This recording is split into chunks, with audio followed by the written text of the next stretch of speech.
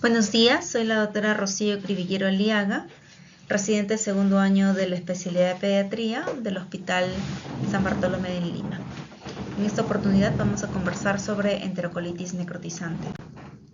Los objetivos de esta exposición es aprender a reconocer los primeros signos y síntomas de alarma para esta enfermedad, reconocer asimismo los factores de riesgo, su pronto tratamiento y mantener un diagnóstico diferencial importante. ¿Qué cosa es la enterocolitis necrotizante? Es la necrosis e inflamación del intestino, principalmente en prematuros. No es el único factor de riesgo, pero principalmente en ellos después del inicio de una nutrición enteral. La incidencia es entre 4 al 10% en prematuros menores de 1,5 kg y en los recién nacidos a término 10%. Sin embargo, estos recién nacidos a término tienen enfermedades concomitantes, que vamos a ver más adelante.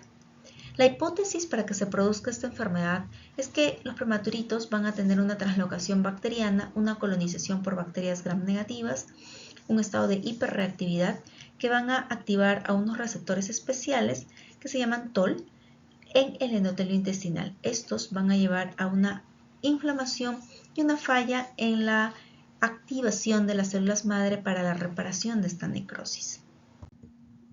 Vamos a ver uno a uno los factores de riesgo para esta enfermedad. El primero es la prematuridad.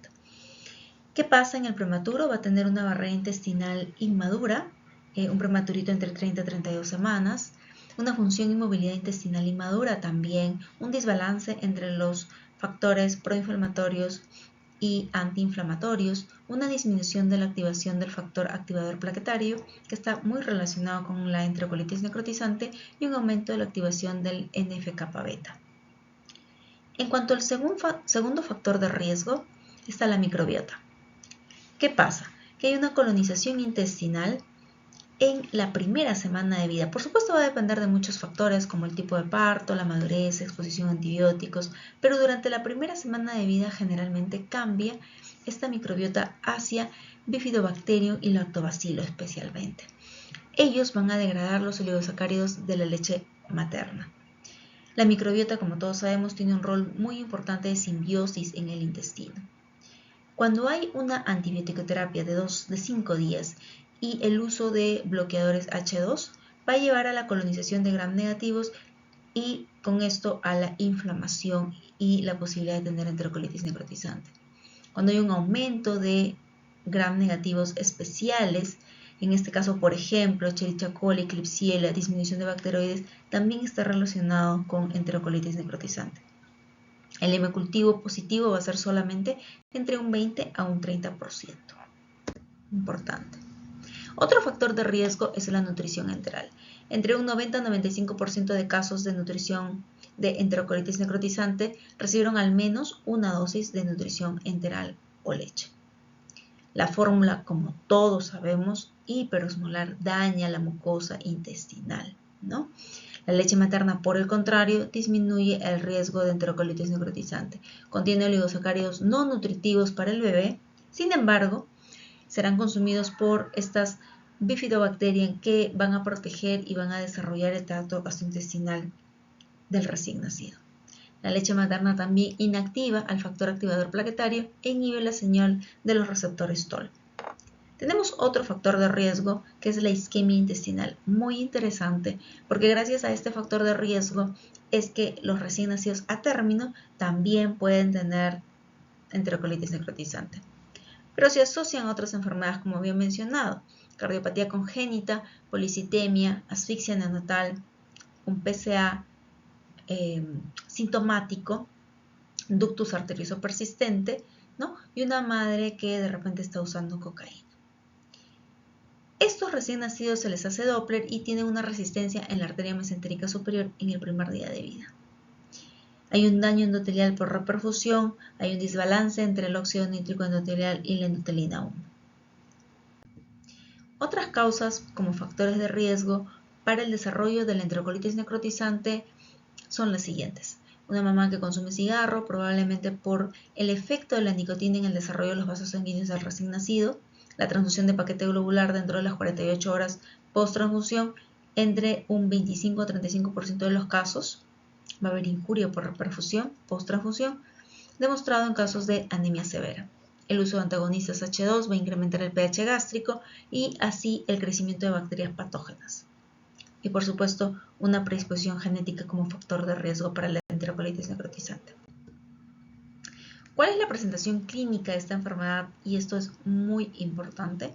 En un recién nacido a término se va a dar en la primera semana de vida generalmente de edad. En el recién nacido prematuro, más de 14 días de vida o 30 a 32 semanas de edad postmenstrual.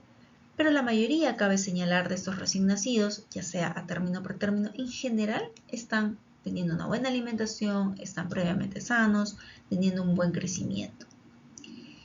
La presentación clínica inicial es intolerancia oral, residuo gástrico, distensión abdominal, podría haber sangre en heces también.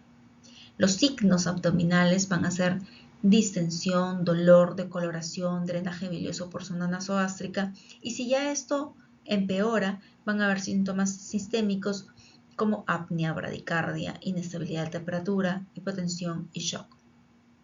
El 30% de estos casos van a responder a un tratamiento médico, sin embargo va a haber un 7% de enterocolitis fulminante que incluso podría llegar a la muerte. Los criterios para una enterocolitis necrotizante básico son en estadio 1, 2 y 3.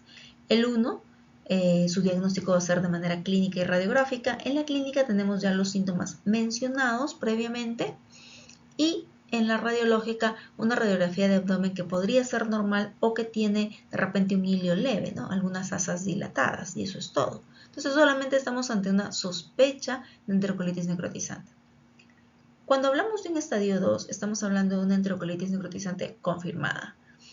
Aquel recién nacido que tiene los síntomas del estadio 1, pero además al examen físico, ruidos sudoríos ausentes y un dolor abdominal peculiar. Podría no tener celulitis, podría no tener una masa de cuadrante inferior derecho. Y en la radiografía algo muy característico, una neumatosis intestinal, que significa gas en la pared intestinal. Podría no tener gas en la vena porta, pero sí una neumatosis intestinal. En el estadio 3 es una enterocolitis necrotizante avanzada. Los síntomas previamente mencionados, más un abdomen tenso, un abdomen que puede tener la piel con decoloración, induración, falla respiratoria, acidosis metabólica, coagulación diseminada y en la radiografía neumoperitoneo. Muy aparatoso en este caso. En la primera imagen podemos ver la neumatosis intestinal, ¿no? Una radiografía de abdomen frontal. Sin embargo, en la tangencial ya estamos evidenciando no solamente esta neumatosis intestinal, sino además neumoperitoneo, una de su gran complicación. Entonces, para fijar el concepto, el diagnóstico se da inicialmente ante la sospecha, ¿verdad? El tiempo de vida del bebé más la sospecha con los síntomas mencionados, que son intolerancia oral, distensión abdominal, sangre en heces, automáticamente tenemos que estar pensando en enterocolitis necrotizante. Ya sabemos, si es que prematuro, por su prematuridad. Si es que es a término, buscar la causa, cardiopatía congénita, de repente alguna otra enfermedad concomitante. En cuanto al laboratorio, es muy importante tomar hemograma para ver si es que hay una trombocitopenia, electrolitos buscando hiponatremia, hipercalemia, un AGA buscando acidosis, PT, PTTA, INR para ver problemas de la coagulación, proteína C reactiva que se debe tomar cada 12 a 24 horas para ver en los recién nacidos, por supuesto, cultivo súper importante, y esta radiografía abdominal que podría ser seriada si hay duda diagnóstica cada 6 a 8 horas. Sin embargo, no debemos esperar mucho para tomar medidas, que lo vamos a ver en las siguientes diapositivas. El diagnóstico diferencial también es muy importante y a la cabeza va a estar el hilio séptico, donde en la radiografía vamos a ver asas dilatadas. También tenemos enteritis infecciosa, perforación intestinal espontánea, una fisura anal, ¿no? Apendicitis neonatal, sepsis neonatal, alergia a la proteína de la vaca. Bien, tratamiento médico. Obviamente nuestro paciente va a quedar en NPO, nada por vía oral, por 7 a 14 días, dependiendo del estadiaje, 1, 2 y 3, pero finalmente por el número de días, pues generalmente vamos a iniciar nutrición parenteral. ¿no? Va a haber una descompresión gástrica por sonda orogástrica, un monitoreo estricto de funciones vitales, perímetro abdominal, residuo gástrico, sangre en heces, soporte respiratorio, que algunos por supuesto van a necesitar, control de agas, soporte circulatorio, debemos mantener presiones arteriales adecuadas, flujo urinario adecuado, un monitoreo de hemograma, electrolitos cada 12 y 24 horas y por supuesto antibiótico terapia mínimamente entre 10 a 14 días. Algunos casos van a llegar a un tratamiento quirúrgico. El tratamiento quirúrgico es controversial en algunos casos. La indicación absoluta, por supuesto, es el neumoperitoneo, pero hay indicaciones relativas también, que es gas, por ejemplo, en la vena porta, edema de pared, celulitis, asa centinela, dolor, masa, deterioro clínico. Marcadores para una enterocolitis que es quirúrgica, trombocitopenia, proteína C reactiva elevada, que es algo controversial, pero también suma a que indicar que este paciente tiene que ir a un tratamiento quirúrgico. Les pueden hacer una laparotomía exploratoria, resecan la parte necrosada, el intestino, realizan una ileostomía y con reanastomosis entre 8 a 12 semanas. Sin embargo, como les comento, son varias las técnicas y varias los abordajes. La prevención, ya lo he mencionado, pero lo vuelvo a recalcar, la leche materna previene la enterocolitis necrotizante y la fórmula, por el contrario, lo aumenta. ¿Cuánto? 2.8 veces más. Los probióticos promueven una colonización intestinal con organismos beneficiosos. No se recomienda prolongar el uso de antibiótico terapia innecesario. Evitar los bloqueadores H2 como ranitidina también es parte de nuestra prevención. Complicaciones, por supuesto, puede haber una recurrencia entre 5 a 10% de casos, una constricción colónica entre 10 a 20% de casos, principalmente en la flexura esplénica colónica. Lamentablemente, un 9% de pacientes operados por enterocolitis necrotizante van a terminar en intestino corto, síndrome de intestino corto, ¿no? Y los límites para la sobrevivencia son 20 centímetros viables de intestino más la válvula ileocecal intacta o 40 centímetros viables de intestino sin válvula ileocecal. También podemos tener una enfermedad hepática asociado a la nutrición parenteral necesaria en estos pacientes. Mucho más si son posoperados, ¿no? El pronóstico es una mortalidad alta de entre 20 a 30%. Estos pacientes tienen riesgo de falla y crecimiento, del desarrollo neuromuscular, pueden tener leucomalacia preventricular, parálisis cerebral, sordera, ceguera. Esta es la bibliografía usada y espero les haya gustado este tema y pues hayan comprendido la importancia de esta enfermedad, su detección temprana y las terribles consecuencias y lo que nosotros podemos hacer al respecto. Muchas gracias.